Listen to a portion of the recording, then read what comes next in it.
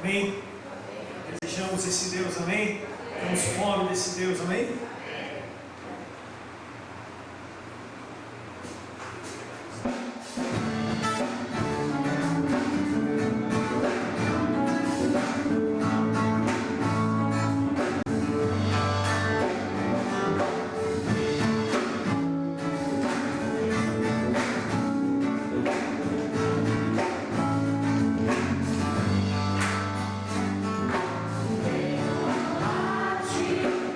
Say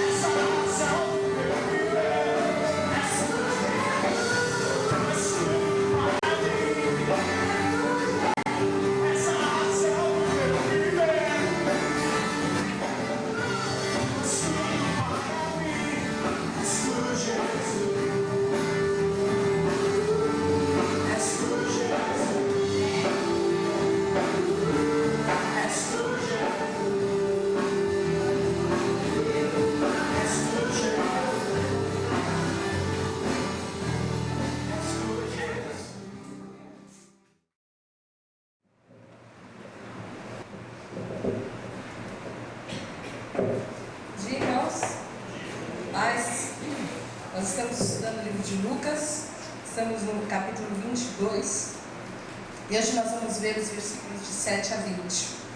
E o assunto de hoje, a nova e a antiga aliança, nós precisaríamos de mais de mês, mais de ano para poder estudar as alianças que Deus fez com o seu povo, e como essas alianças tinham um foco em Jesus, e como elas se cumpriram em Cristo, e através dele foi feita uma nova aliança.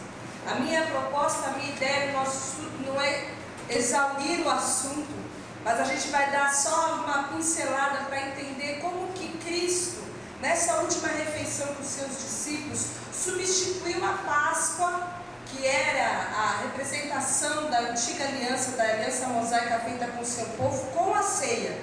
E através da ceia, que representa o símbolo da nova aliança, instituiu um novo sacramento, que é o sacramento que nós como igreja realizamos até os dias de hoje.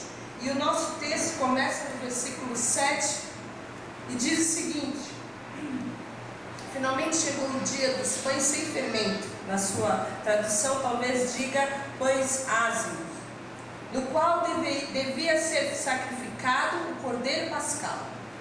Jesus enviou Pedro e João, dizendo: vão preparar a refeição da Páscoa.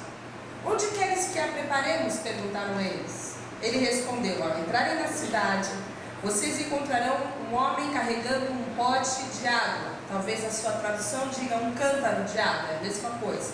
Sigam-no até a casa em que ele entrar e digam ao dono da casa: o mestre pergunta, onde é o salão de hóspedes, no qual poderei comer a Páscoa com os meus discípulos? Ele lhes mostrará uma ampla sala no andar superior, toda mobiliada. Façam ali os preparativos. Eles saíram e encontraram tudo como Jesus lhes tinha dito, então prepararam a Páscoa. Quando chegou a hora, Jesus e os seus apóstolos inclinaram-se à mesa e disse-lhes: desejei ansiosamente comer essa Páscoa com vocês antes de sofrer. Pois eu lhes digo, não comerei dela novamente até que se cumpra no reino de Deus. Recebendo um cálice, ele deu graças e disse: tomem isto e partilhem uns com os outros. Pois eu lhes digo que não beberei outra vez do fruto da videira até que venha o reino de Deus. Tomando o pão, deu graças, partiu e o deu aos discípulos, dizendo: isto é o meu corpo, dado em favor de vocês. Façam isso em memória de mim. Da mesma forma, depois da ceia, tomou o cálice, dizendo: este cálice é a nova aliança no meu sangue, derramado em favor de vocês.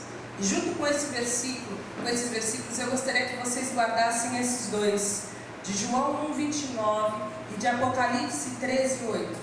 No dia seguinte, João viu Jesus aproximando-se e disse: vejam, é o Cordeiro de Deus que tira o pecado do mundo. Jesus é o Cordeiro de Deus que tira o pecado do mundo. E Apocalipse 13:8 diz que esse Cordeiro foi morto desde antes da fundação do mundo. Havia uma previsão de que Jesus Cristo seria o Cordeiro que tiraria o pecado do mundo. Como? Através da morte. Isso já estava predito, já estava previsto. Deus, em sua onisciência, já havia previsto, já havia colocado no programa que haveria um dia em que Jesus, o Cordeiro que tira o pecado do mundo, seria morto.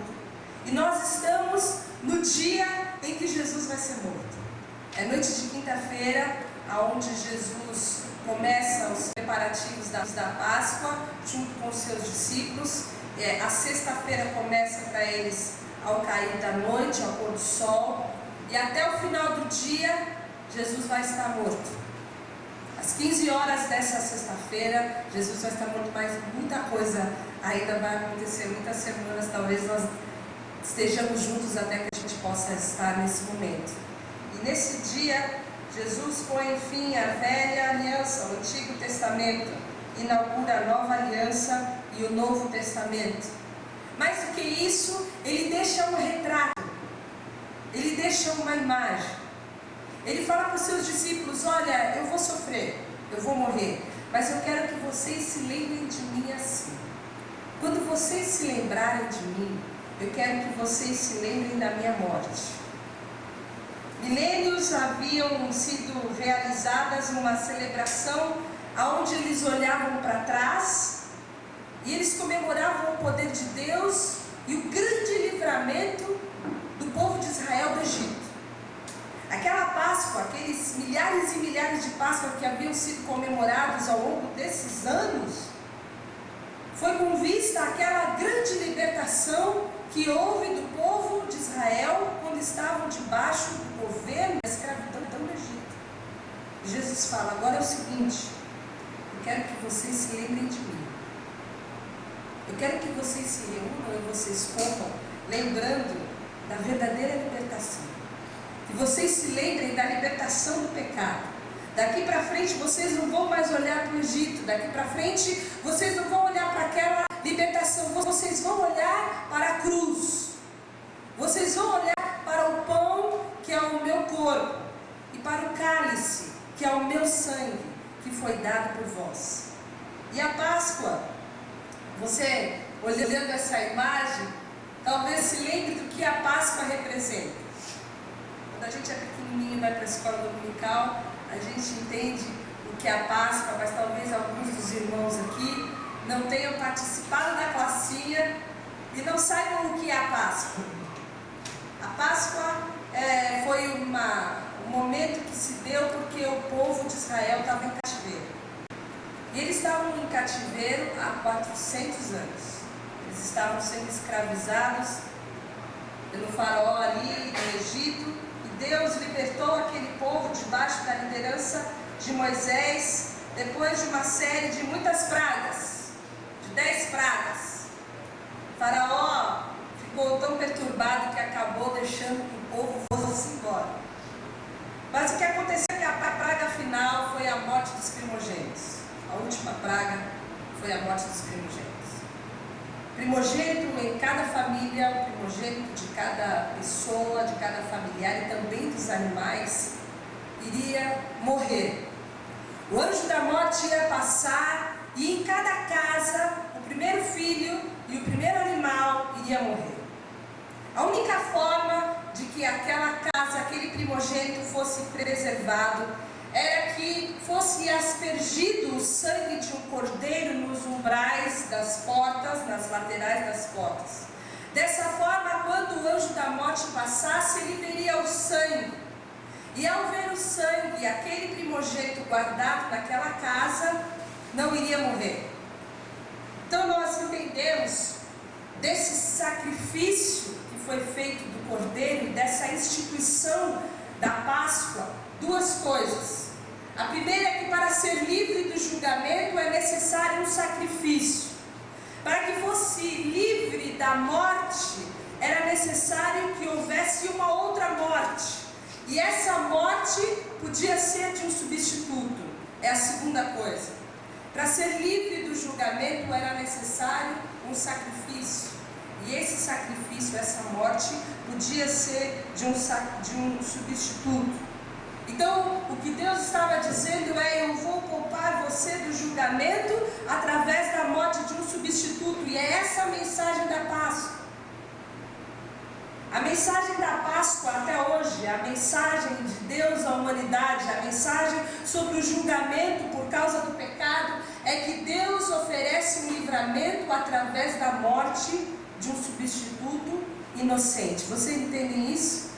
Deus dá livramento por causa de que houve a morte de um substituto inocente. E o substituto inocente naquelas casas era um cordeiro.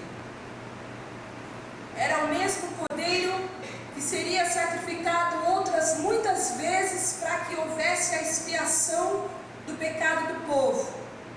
O que cobria o pecado do povo, o que permitia que aquele povo permanecesse em contato com Deus através da obediência da lei, do cumprimento da lei, era o sacrifício dos animais.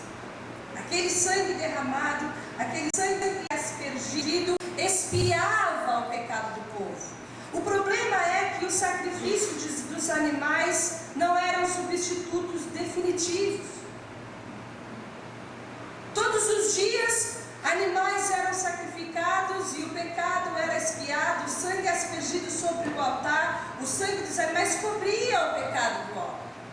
Isso teve início Lá no Éden, quando o homem e a mulher pecaram, e eles se viram nus, e eles estavam cheios de vergonha, e para que eles pudessem estar diante de Deus, Deus fez para ele uma roupa de Pele.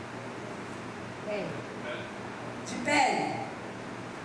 E ali se deu o primeiro sacrifício. Para que eles pudessem estar diante de Deus cobertos. Esse foi o primeiro símbolo. Um substituto inocente teve que morrer. Esse foi o início de todas as coisas. E a palavra de Deus nos diz que é impossível que o sangue dos touros e dos bodes tire os pecados. De forma que o sangue desses animais podia cobrir o pecado, mas o pecado estava lá. Até que João vê vindo o Cordeiro de Deus que tira o pecado do mundo. Vocês entendem a diferença? Todos os outros sacrifícios eram apenas uma sombra. Tudo o que aconteceu na antiga aliança antes de Cristo Jesus era apenas uma sombra, um sinal daquilo que haveria de vir. Haveria um dia, e isso foi previsto desde antes da fundação do mundo, que Jesus, o Filho de Deus, viria como um cordeiro.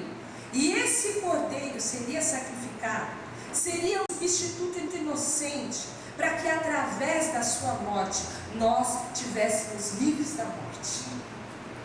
E esse é todo o sentido.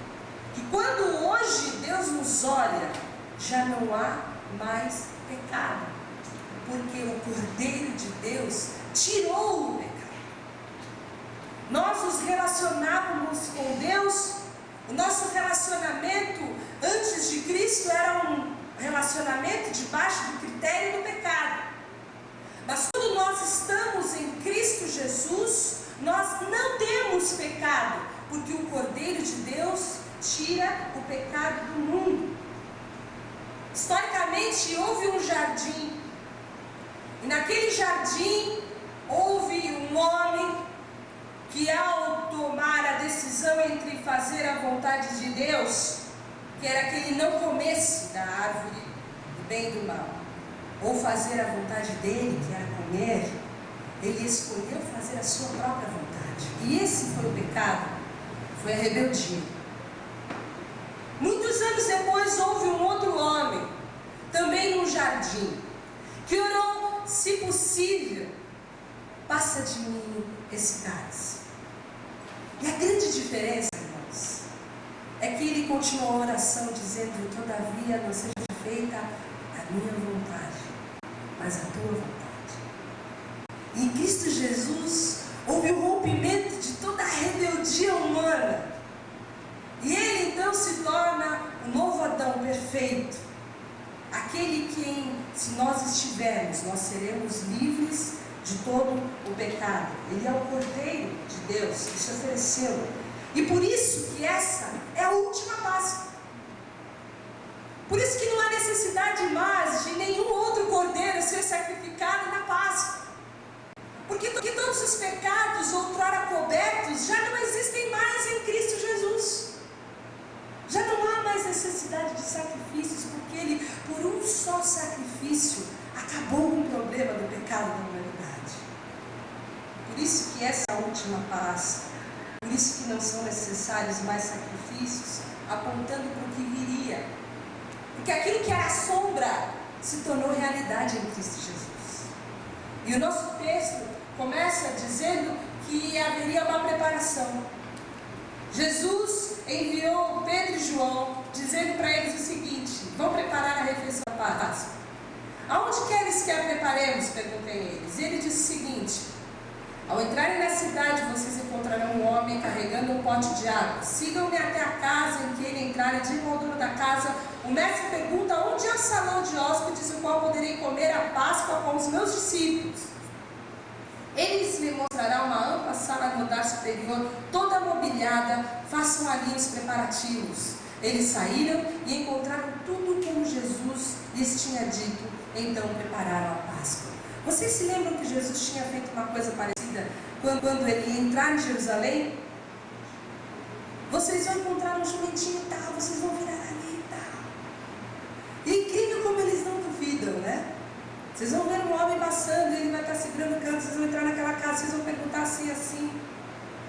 E é lindo ver a veracidade das palavras de Jesus, porque em qualquer outro lugar, em qualquer outro assunto, como assim? Peraí, Expo de novo, será? Mas e se o cara não passar? Mas era Jesus falando.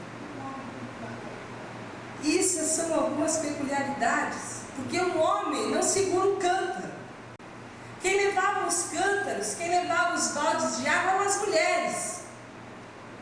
E não era da casa dele, não era para pegar ele no meio da rua, não, era para entrar naquela casa, onde ele entraria e perguntar para o dono daquela casa. Então, seria preparado, seria dado um lugar com toda a mobília. E essa mobília incluía tapetes, os divãs, a mesa. Estava tudo preparado, estava tudo no cronograma celeste. E esse pessoal de Jerusalém costumava ganhar uma graninha na época da Páscoa. Eles já deixavam tudo de jeito, porque vinham peregrinos de outros lugares para comemorar a Páscoa, para poder fazer exatamente aquilo que Jesus faria nessa noite. E eles não davam uma grana, porque eles alugavam aqueles quartos, mas Jesus também tinha preparado para ele e para os seus discípulos. Agora, por que ele não diz logo, vai ser no lugar tal, vamos lá todo mundo? Por que o segredo? Por que ele chama só Pedro e João? Qual é o sentido do segredo de Jesus esconder o lugar, desse lugar não ser revelado aos outros discípulos? Em primeiro lugar, por causa das multidões. Se vocês se lembrarem, quando nós estávamos falando sobre esse período, essa semana que Jesus ficou ministrando ali em Jerusalém, havia um clamor muito grande nesses dias sobre Jesus, quem ele era, e as suas maravilhas, o modo como ele ensinava. Ficava todo mundo maravilhado com as palavras de Jesus. Ele já não podia mais sair na rua. Qualquer coisa que ele falasse, as multidões estariam ali para ouvi-lo. Eles estavam esperando que naquele momento onde Jerusalém estava cheia, Jesus fosse deflagrar a tal da guerra que eles estavam aguardando durante esses 3 anos. Por isso, onde quer que Jesus ia, eles estavam seguindo Jesus por toda parte. Em segundo lugar, por causa de Judas. E quem estava aqui semana passada se lembra que Judas já havia feito um acordo, uma aliança com os principais, os religiosos. Ele já havia tratado até quanto é que ele ia levar nessa. E eles estavam esperando um lugar onde Jesus estivesse para pegar Jesus na calada da noite, longe da multidão, enquanto todo mundo estivesse ocupado. E o lugar ideal seria ali, enquanto estava todo mundo comendo, bebendo. Então Jesus manteve em segredo, porque esse jantar seria o momento ideal para que ele fosse capturado, sem bagunça, sem barulho, sem clamor, mas Jesus está controlando todas as coisas aqui. Havia muita coisa para ser tratada nesse jantar. Para você ter uma ideia, e você pode fazer isso na sua casa, o Evangelho de João dedica capítulo 13 ao capítulo 17 só para falar sobre as coisas que eles conversaram nessa noite. Muita coisa aconteceu nessa noite. Muita coisa Deus tinha para dizer para eles nessa noite. Ele tinha que conversar com Pedro. Ele tinha que tratar do problema da soberba daqueles caras. Ele tinha que lavar os pés deles. Eles tinham que dizer que ele estava preparando um lugar para eles, mas que ele ia mandar um Consolador. Ele tinha que tratar sobre assuntos que seriam a base da igreja no dia de hoje. Isso tudo tinha que acontecer nesse jantar. Tudo estava controlado por Jesus Cristo. E essa Páscoa começa então no fim da tarde de uma quinta-feira. E o nosso texto nos diz que eles estavam reclinados à mesa. Mateus e Marcos também nos diz que eles estavam reclinados. Isso quer dizer que eles não passaram a noite sentadinhos como a gente, numa cadeira desconfortável, numa mesa que balança, mas aquelas refeições eram refeições onde eles ficavam confortáveis, aconchegados, e eles tinham que comer o cordeiro inteiro, não podia sobrar nenhum pedaço. José, o historiador, nos conta que precisava entre 10 a 20 homens para comer um cordeiro inteiro. Tinham 13 ali, eles deram conta. E Jesus diz que desejava ansiosamente aquele momento. O texto que na versão NVI que nós lemos, desejei muito. E no grego, quando ele quer dizer eu desejo, com muito desejo, ou com desejo eu tenho desejado, reitera essa intensidade do coração de Jesus em estar com eles naquela refeição. As coisas tão grandiosas que seriam tratadas ali, e principalmente essa substituição da antiga para a nova aliança. Ele sabia que iria sofrer. Ele diz, eu desejei muito estar com vocês antes de sofrer. Ele tinha tudo organizado, programado. Ele sabia que seria preso durante a noite, seria submetido a uma série de julgamentos dissimulados durante o dia, seria colocado numa cruz e acabaria o dia seguinte morto, sepultado. Ele sabia de todas as coisas. Como ele sabia também que no terceiro dia ele ia ressuscitar, ia deixar o diabo e a morte falando sozinho. Mas estava tudo no cronograma e ele celebrou essa que seria a última, a mais poderosa, a mais emocional, a mais dramática de todas as Páscoas, porque toda aquela que apontava para ele naquele dia. Ele comeu o cordeiro, seria logo em seguida o cordeiro que seria imolado em sacrifício como um substituto por causa do meu e do seu pecado. E essa alegria e essa importância de Jesus, esse desejo, o modo como ele coloca a ceia com os seus discípulos, eu acho que é a imagem que eu não vou me esquecer mais no dia da ceia.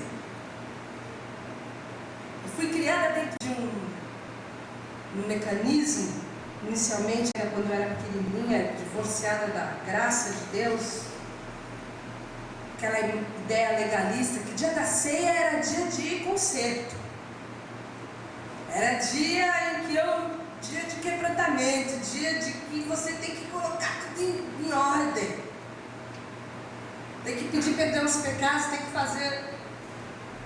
Nós somos levados para uma ideia onde no dia da ceia nós somos o centro de todas as coisas.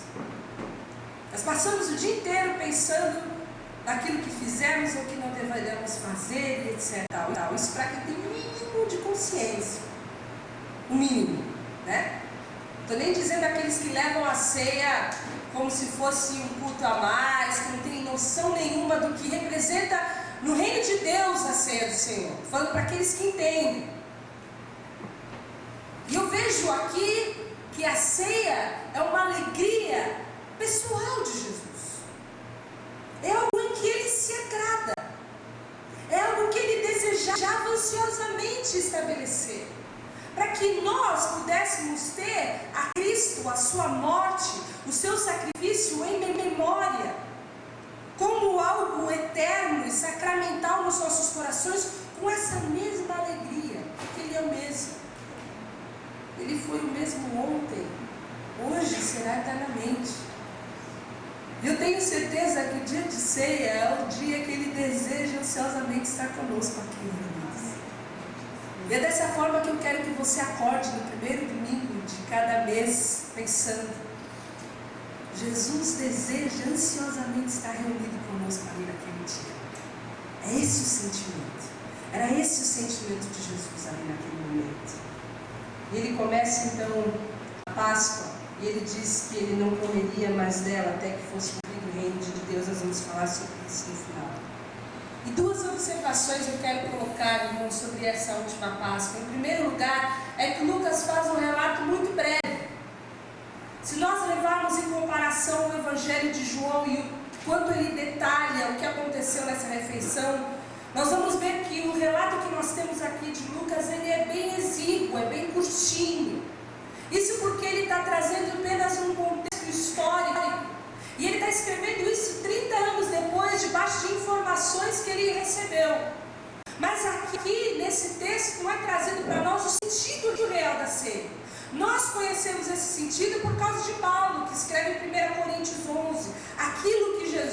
estava instituindo nesse momento com essa ceia. E outra coisa é que eles não entendiam muito bem o que estava acontecendo. A compreensão deles era limitada. Eles vão entender tudo isso depois que Jesus for crucificado. Essa última Páscoa não foi um momento glorioso para eles. Para os discípulos não. Somente Jesus entendia o que estava acontecendo aqui. Conforme vai se desenrolando essa refeição, vai havendo um misto de tristeza, de peso no coração. Um sinistro estava para acontecer. Eles estavam preocupados em saber quem era o traidor. Pedro já estava com a pulga atrás da orelha. Será que eu vou negar ou que eu não vou? Que história é essa? Eles estavam preocupados quem era o maior. Se Jesus estava indo sentar no trono, quem é que ia sentar do lado dele? Eles não estavam compreendendo muito bem. Eles não viam como nós vemos hoje o que estava acontecendo aqui. Na Páscoa judaica tinham 4 cálices. Por isso talvez você deve ter estranhado como é que Jesus dá graça no primeiro cálice, depois ele parte o pão, depois ele dá graça no cálice de novo. E eu vou ler para você como que acontecia essa Páscoa. Uma oração de ação de graças era oferecida pelo chefe da família. Eles bebiam o primeiro cálice de vinho. Aqui, o Hendrickson faz questão de dizer que era diluído. Você vai comemorar a Páscoa todo dia na sua casa. 4 copos de vinho. A ingestão de ervas amargas com o memorial da amarga escravidão egípcia. Então eles tomavam o primeiro cálice de vinho, eles faziam uma oração que era: bendito és tu, Senhor, nosso Deus, que criou o fruto da videira. Era um agradecimento pela provisão de Deus. Comiam a erva amarga. Um dos filhos perguntava: por que essa noite é diferente de todas as demais? Então o pai dava a narrativa pelo motivo pelo qual eles estavam comemorando a Páscoa. E aí eles cantavam a primeira parte do Halel, que era o Salmo 113 e 114, lavavam as mãos. E talvez nesse momento das lavagens das mãos, que Jesus tenha vindo e lavado os pés também dos discípulos. E aí tinha o segundo cálice. Eles então destrinchavam o cordeiro, comiam o cordeiro inteiro. Nessa noite eles comiam esse cordeiro com o pão sem fermento, continuavam a ceia e vinha o terceiro cálice. Cantavam a parte do Halel, o Salmo 115 ao 118 e tomavam o 4º cálice. Essa era a forma com que durante muitos anos eles comemoravam a Páscoa. E aqui a gente acredita que ao Lucas falar sobre os 2 cálices, ele está falando sobre o primeiro e o terceiro cálice. E a palavra nos diz que ele tomou um pão, deu graças e partiu. E o pão para eles, irmãos, significava aflição. O simbolismo do pão, até aquele dia, era de Deuteronômio 16:3, que diz o seguinte: não o comam com um pão fermentado, mas durante 7 dias comam pães sem fermento, o pão da aflição. Pois foi às pressas que vocês saíram do Egito, para que todos os dias da vida de vocês se lembrem da época que saíram do Egito. Quando eles comiam o pão na Páscoa, eles lembravam de aflição. O significado do pão era aflição. E Jesus pega o pão e ele dá um novo significado para o pão. O significado que nós conhecemos hoje, de Lucas 22:19, que também está lá em 1 Coríntios 11. Tomando o pão, deu graças, partiu e o deu aos seus discípulos, dizendo: isto é o meu corpo, dado em favor de vocês. Façam isso em memória de mim. Em João 6,51, ele já havia dito anteriormente: eu sou o pão vivo que desceu do céu. Se alguém comer desse pão, viverá para sempre. Este pão é a minha carne, que eu darei pela vida do mundo. Eu sou o pão. Eu sou quem alimenta. Eu sou aquele pelo qual vocês têm que comer para poder viver. O corpo de Jesus partido não quer dizer que ele foi esmagado, porque nenhum dos ossos dele foi quebrado. Mas aquele pãozinho frágil, crocante, significava a fragilidade que Cristo se tornou em um corpo humano, falível, suscetível, passível de morrer. E ele diz: esse é o meu corpo. Não há transubstanciação, que nem alguns acreditam, mas esse pão simboliza o meu corpo. E a expressão é o meu corpo dado em favor de vocês. E essa é o conceito mais importante de toda a Bíblia. É a morte vicária de Jesus. É a morte substituída de Jesus. É o fato de que só há possibilidade de escaparmos de um julgamento de morte através da morte de um substituto inocente. Jesus vem e diz: esse pão é o meu corpo que é dado por vocês. Eu substituo vocês. Eu morro a morte que seria a morte de vocês, para que vocês possam ser livres da morte. Para que vocês possam ser livres do pecado. Porque o salário do pecado, porque a paga pelo pecado é a morte. Então é necessário que alguém morra para que nós não recebêssemos. Era necessário que alguém morresse para que nós não recebêssemos a paga pelo pecado, que seria a morte. E a grande diferença aqui é que o sacrifício de Jesus, o corpo de Jesus dado, satisfaz a justiça de Deus. Ele é o cordeiro que tira o pecado. Ele se deu por amor a nós. Ele foi ferido pelas nossas transgressões. Ele foi moído pelas nossas iniquidades. O castigo que nos traz a paz estava sobre ele.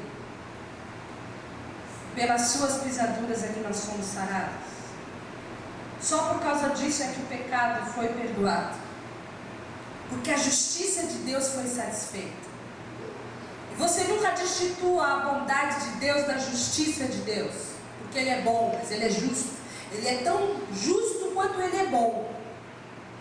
E era necessário que, para que nós fôssemos alvos da bondade de Deus, a justiça de Deus fosse satisfeita. E ele disse o seguinte: você quer saber se eu sou justo ou não? Eu vou cumprir a minha justiça no meu filho. E aí é que ele prova que ele é bom. Porque ele podia cumprir a justiça dele no meu filho, na minha filha. Ele podia cumprir a justiça dele e escolher qualquer um de nós. Mas ele cumpriu a justiça dele no próprio filho. E isso é que prova o amor de Deus para conosco. Porque Ele deu o seu Filho para morrer por nós, quando nós ainda éramos pecadores. E Ele é justo. Ele pagou o pecado através da morte. Jesus fala: lembrem-se disso. Lembrem-se disso. Comam do pão. E lembrem-se disso. Participem. E lembrem-se disso, que o meu corpo foi dado em favor de vocês. Tenho dado graças. Ele disse: este cálice que é derramado por vós é a nova aliança no meu sangue. E houve uma antiga aliança feita com aquele povo. Essa aliança começou lá em Gênesis 12, em Abraão. Ele prometeu que através de Abraão ele iria fazer dele um pai de muitas nações, que através dele ele iria abençoar todas as demais nações. Isso se cumpriu em Cristo Jesus. Mas houve uma outra aliança, que é essa aliança mosaica, que Deus instituiu quando Ele, reunido com o seu povo, libertou aquele povo do Egito e trouxe para aquele povo os 10 mandamentos, que mais tarde se transformariam em 613. E aquele povo seguiria a Deus, ele cumpriria a vontade de Deus, ele amaria a Deus cumprindo esses mandamentos. Era esse o critério de relacionamento de Deus com o seu povo. Se o povo amasse, o povo cumpriria aqueles mandamentos e seria preservado. Mas a história do Antigo Testamento conta que eles não amavam a Deus e eles não cumpriram os mandamentos. E aí Deus faz uma promessa incrível. Em Jeremias 31, versículos 31 e seguintes. Estão chegando os dias, declara o Senhor, quando farei uma nova aliança com a comunidade de Israel, com a comunidade de Judá. Não será como a aliança que fiz com os seus antepassados, quando os tomei pela mão para tirá-los do Egito, porque quebraram a minha aliança, apesar de eu ser o Senhor deles, diz o Senhor. Esta é a aliança que farei com a comunidade de Israel depois daqueles dias, declara o Senhor. Porei a minha lei no íntimo deles e as escreverei nos seus corações. Serei o Deus deles e eles serão o meu povo. Deus faz uma promessa de que agora eles iriam obedecer de dentro para fora. Haveria uma nova aliança. Uma aliança onde não era mais fulcrada, baseada naquilo que era externo, naquilo que os olhos veem, naquilo que a gente mostra para a sociedade. Não era baseado em comportamento, mas era baseado naquilo que viria do coração. Jesus já tinha falado muito sobre isso também durante a sua estada com os seus discípulos. E essa nova aliança é uma aliança de amor, é uma aliança de perdão, é uma aliança onde o homem pode ser reconciliado com Deus através de Cristo Jesus. É uma aliança onde o homem deixa de ter pecados, deixa de ser inimigo. Aquele que não era povo passa a ser povo. Aquele que não tinha esperança passa a ter esperança. É uma nova aliança. E essa aliança só é possível através do sangue derramado. Por isso que ele fala, este sangue é a nova aliança. Esse sangue é um novo acordo. Esse sangue é um novo pacto. O meu critério de relacionamento com o meu povo agora vai ser com base nesse sangue que tira o pecado do mundo. Que tipo de pecado? Todos os pecados. Todos os pecados. É justiça satisfeita. Aquilo que os bodes e os cordeiros faziam, que era cobrir o pecado, como se fosse um grande tapete. Quando Jesus olha, ele vê o sangue dos bodes e dos touros. Agora Jesus vem, levanta o tapete e varre a casa.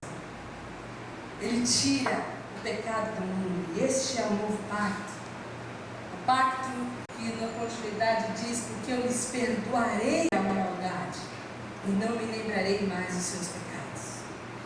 Por isso, se você vive com base, como um critério de relacionamento de Deus, os seus pecados, essa vida de looping espiritual, você não está vivendo na nova aliança.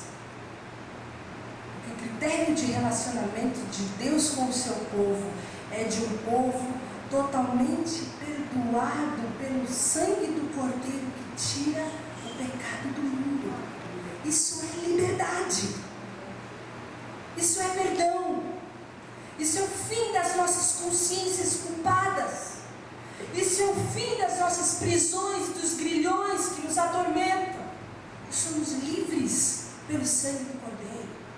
Livres, inculpáveis.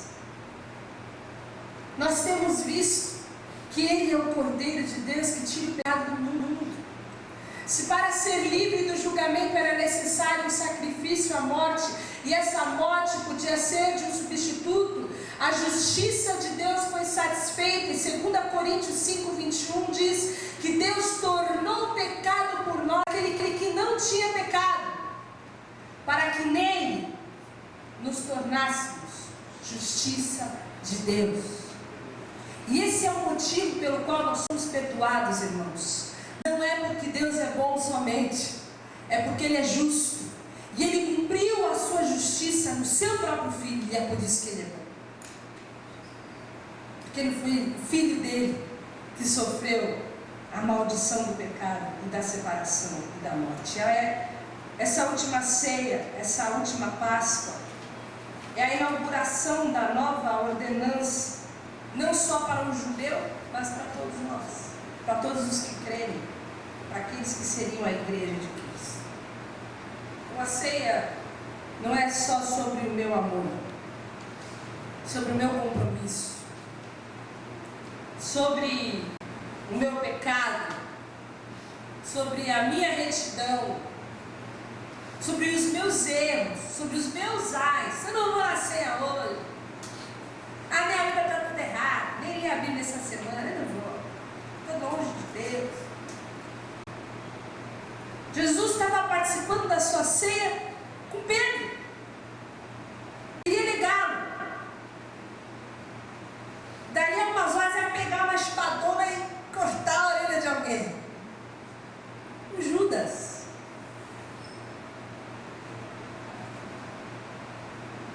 Judas tinha saído. Não era bem-vindo. Não participou do pau. Nem do caos. Estava no ambiente. Mas da comunhão não. A comunhão é com os filhos. Independente do coração deles. Demais, era tão bom ser fugido. Deixaram Jesus falando sozinho. Tinham medo, eram orgulhosos, preconceituosos. Mas havia uma expectação de um sangue que iria cobrir-los de todo o pecado, que iria tirar o pecado deles. A ceia é sobre o amor de Jesus, que é muito maior do que o nosso pecado. A ceia é sobre o sacrifício de Jesus. A ceia é sobre o corpo de Jesus sendo partido, moído. É sobre essa morte substituta. A ceia é sobre a justiça satisfeita. A ceia é sobre a bondade de Deus em fazer isso no seu próprio filho. Fazer do seu filho um cordeiro. É isso que a ceia deve representar para nós. É isso que Ele queria que nós deixássemos na memória. Por isso que Ele inaugurou essa nova aliança de perdão, de reconciliação, de amor, de graça, de fidelidade. E é por isso que nós podemos esperar a sua volta. E é por isso que a ceia aponta para frente.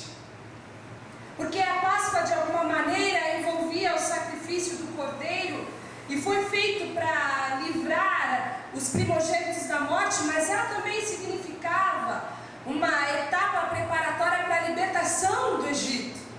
Era a última etapa. Dali, eles seriam livres. O mar vermelho ia se abrir. E ainda que eles passassem 40 anos no deserto, um dia eles iam entrar na terra prometida. E a cruz de Cristo é o lugar aonde nós devemos olhar também. Não só para a cruz, para o corpo partido, para o sangue derramado, para o perdão e pela reconciliação concedida, mas a cruz de Cristo também aponta para a promessa de que Ele vai voltar. A ceia instituída, na ceia instituída, Jesus falou: porque eu vos digo que não comerei mais até que ela se cumpra no reino de Deus. E quando Ele tomou o cálice, Ele disse que vos digo que não beberei do fruto da vide até que venha o reino de Deus. E depois Paulo vai dizer para a igreja: façam isso até que Ele venha. Assim como a promessa de Abraão se cumpriu em Cristo Jesus, a promessa de Cristo vai se cumprir de que Ele vai voltar. Ele é o mesmo Deus. E aquilo que Ele prometeu, Ele vai cumprir. Essa ceia sinaliza essa renovação de esperança do reino de Deus sendo concretizado. E é por isso que nós celebramos a ceia com a perspectiva de que Ele vai voltar, de que vamos ter novos céus e nova terra, de que o nosso corpo vai ser glorificado, livres das influências do pecado, livres da escravidão. E como que isso nos afeta, irmãos? Eu quero que você guarde tudo que você ouviu, e você coloque agora nesse texto de Hebreus 10, 8, 23. Diz o seguinte: primeiro ele disse: sacrifícios, ofertas, holocaustos e ofertas pelo pecado não quiseste, nem deles te agradaste, os quais eram feitos conforme a lei, primeira aliança, expiação do pecado. Então acrescentou: aqui estou, eu vim para fazer a tua vontade. Ele cancela o primeiro para estabelecer o segundo. Pelo cumprimento dessa vontade, fomos santificados. Por meio do sacrifício do corpo de Jesus Cristo, oferecido uma vez por todas. Dia após dia, todo sacerdote apresenta-se e exerce seus deveres religiosos. Quais são esses? Repetidamente oferece os mesmos sacrifícios que nunca podem remover pecados.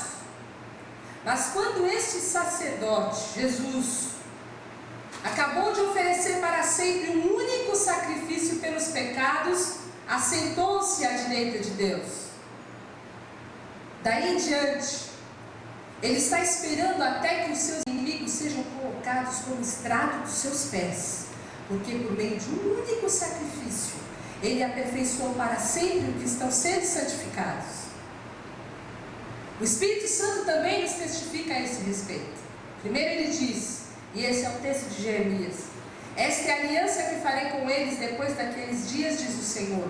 Porei as minhas leis em seus corações e as escreverei em suas mentes. E acrescenta: dos seus pecados e iniquidades não me lembrarei mais.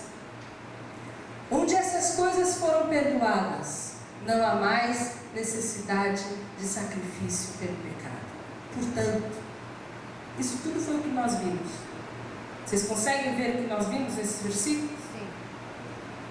Irmãos, temos plena confiança para entrar no Santo dos Santos pelo sangue de Jesus, por um novo e vivo caminho que Ele nos abriu por meio do véu, isto é, do seu corpo. Temos, pois, um grande sacerdote sobre a casa de Deus. Sendo assim, aproximemo-nos de Deus com um coração sincero e com plena convicção de fé, tendo os corações aspergidos para nos purificar de uma consciência culpada e tendo os nossos corpos lavados com água pura. Apeguemo-nos com firmeza à esperança que professamos, pois aquele que prometeu é fiel. Sabe o que tudo isso quer dizer, irmãos? É que você pode ter confiança. É que você pode viver com segurança. É que você não precisa ficar mais olhando para os seus pecados, porque todo e qualquer pecado foi perdoado e foi tirado e teve seu fim na cruz do Calvário. E através dessa cruz do Calvário abriu-se um novo e vivo caminho. E aquele lugar que é o Santo dos Santos, onde um sacerdote podia entrar uma vez por ano, está aberto para que eu e você possamos entrar e viver na presença do Senhor. Essa é a plena confiança que nós precisamos para entrar no Santos dos Santos, é que o sangue de Jesus nos purifica de todo pecado. E se não fosse pelo sangue e eu fosse o sumo sacerdote, o sininho ia parar de bater em um segundo. Mas eu posso entrar no Santo dos Santos porque eu tenho o sangue de Jesus. E esse sangue me purifica da minha consciência culpada. O texto diz que nos purifica e nos limpa com água pura. Isso faz com que você possa se aproximar de Deus com um coração sincero, sem maquiagem. Você não precisa de maquiagem para se colocar diante de Deus. Ele conhece os seus monstros. Ele conhece suas intenções. Ele conhece seus olhares impuros. Ele conhece suas palavras dobras. Ele conhece. Mas Ele te perdoou de todo pecado. Você está plenamente justificado por causa do sangue de Jesus. Já não restam mais sacrifícios. Você entende isso? Todo e qualquer movimento seu seria aniquilar a graça de Deus, já não restam mais sacrifícios. O maior dos sacrifícios foi feito em Cristo Jesus.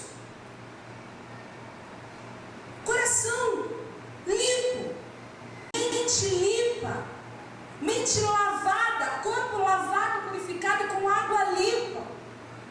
E o texto diz: você deve se apegar com firmeza à esperança. E a esperança que nós temos qual é, irmãos? Que Ele vai voltar. Essa é a esperança. Tudo que nós vimos deve servir para que mantenha em nós acesa a chama de que Ele vai voltar, pois aquele que prometeu é fiel. É fiel. Nós devemos viver a vida aqui com a nossa cabeça lá no céu, daquelas coisas que são eternas. Mas ter em nós essa certeza de fé, a convicção, o texto diz, de fé, com um coração sincero. Um coração sincero é um coração que mostra toda e qualquer podridão diante de Deus. É um coração que confessa, é um coração que reconhece. A cera era aquela cera colocada nos potinhos. Sincero vem desse original. Você queria vender um pote feito bem bonito, um jarro, mas era cheio de perfeição. Então você ia, você cobria com cera e pintava, ficava perfeito. Se você colocasse no sol e aquela cera derretesse, você ia ver que não era tão bom assim. E essa é a cera que a gente tem que apresentar diante de Deus no nosso coração. E é exatamente aí que Paulo fala que a gente deve se examinar e comer. Porque quando você se examina e você contempla o amor de Deus, e você vê a alegria de Jesus que quer compartilhar conosco a ceia, uma aliança firmada com pessoas sem cera como eu e você, cheias de imperfeições, isso não te dá um gosto diferente para participar da ceia? É por causa dele. Nós participamos por causa dele. Nós participamos por causa das misericórdias e da graça e do amor dele. E nós vamos participar até que ele venha. A nossa consciência não é culpada, porque maior que o nosso pecado foi o amor de Deus em entregar o seu Filho, sendo nós ainda pecadores. O texto diz: vamos ter plena confiança para entrar no Santo dos Santos. Vamos viver no Santo dos Santos. Vamos habitar na presença do Senhor. Vamos desejar a presença do Senhor. Vamos fazer jus a esse sacrifício de sangue que selou uma aliança eterna firmada na cruz do Calvário. Amém, irmãos? Essa é a diferença da velha e da nova. E é uma bênção conhecermos ao Senhor debaixo dessa nova aliança. Porque se dependêssemos da nossa seriedade para recebermos de Deus a salvação pelo cumprimento da lei, irmãos, eu era a primeira a estar fumada. Mas graças a Deus pelas suas misericórdias, que me fez vir a este mundo debaixo da graça de Deus, para que eu possa viver debaixo dessa graça também. Amém? Vamos orar. Senhor, nós te agradecemos.